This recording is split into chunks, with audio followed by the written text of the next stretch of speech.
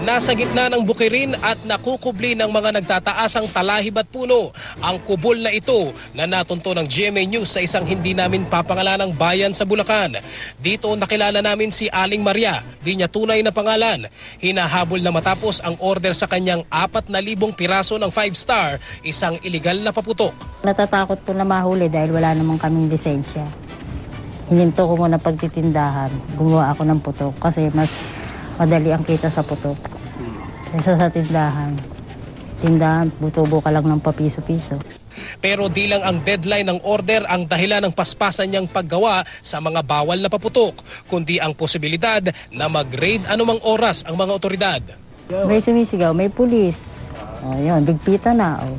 Pagkatapos sa maghapong paggawa ng 5-star, ito naman ang tangan niya pagkagat ng dilim, mga kabase at Goodbye Philippines na pambenta naman kahit illegal din. Gigiba na to ng mga salamin. Kasi pagka sa araw, hindi uubra.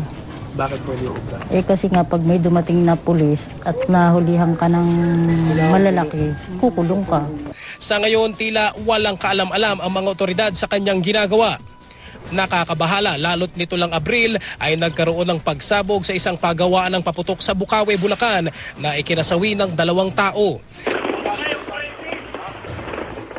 At sino bang makakalimot sa mala atomic bomb na pagsabog ng isang pabrika ng paputok sa 13 Martires, Cavite noong 2009 na nag-iwan ng napakalaking uka sa lupa at ikinasawi ng hindi bababa sa 5 tao.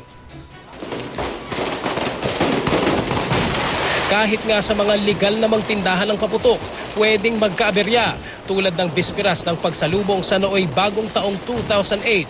Sunod-sunod na nagputukan ang mga ibinebentang firecrackers sa mga tindahan sa Bukawe. 8 ang sugatan sa insidenteng dulot umano ng itinapong sigarilyo.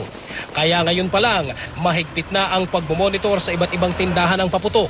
May mga itinalagang firecracker zone kung saan lang pwedeng magbenta ng paputok tulad sa lugar na ito sa Kalumpit, Bulacan. May itinakda ring ganyang lugar sa San Carlos, Pangasinan. Ako si Cedric Castillo, ang inyong saksi.